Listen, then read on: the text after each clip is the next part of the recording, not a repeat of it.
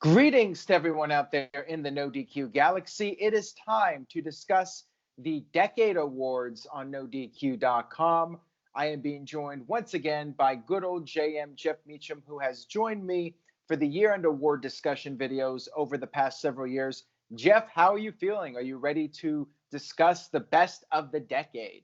It occurred to me this morning in preparation. This is the first time that you and I have come together 3 separate months out of the year to discuss yearly awards, whether it's the year-end awards or it's the Hall of Fame, and now it's the Decade Awards. This is the first time we've had all 3 in the same year.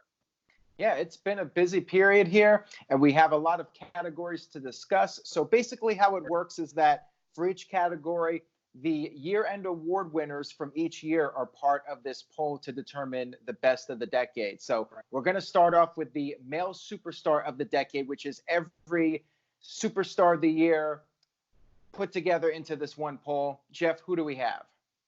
All right, from 2010, we have The Miz. From 2011 and 2012, we have CM Punk. From 2013, we have Daniel Bryan. From 2014 and 15, we have Seth Rollins. From 2016 through 2018, we have AJ Styles. Big surprise there, right? And this year's award winner, Chris Jericho.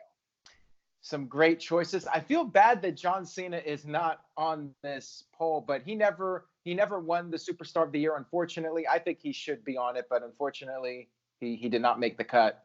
Well, when you really think about the entire last 10 years now, if you count 2010, he hasn't been the predominant figure. You know, he hasn't been the main guy. It's been either CM Punk or Seth Rollins or AJ Styles as far as WWE goes. So there's those guys. The Miz is a long shot. He was the Superstar of the Year 10 years ago, but, you know, that was his big year with 2010, 2011.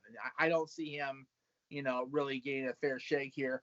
I honestly think that people are going to go for the current fad, the hip guy. And ironically enough, the hip guy is the guy that's 20 years in, 30 years in, Chris Jericho. Well, I could see Jericho possibly winning it, although you have to keep in mind that for most of the decade, Jericho was a part-timer. He would come in, have his run, and then he would leave again. I think I would go with AJ because AJ won it 3 years in a row, and he's really been one of the top players in WWE. And also you have to keep in mind that for the first part of the decade, he was one of the top guys in Impact Wrestling. He was towards the top there. So I think from start to finish in the decade, AJ probably was the most consistent as far as being at the top of the ladder. He is the guy for sure. You gotta remember, this is the same people that voted Becky Lynch to the Hall of Fame.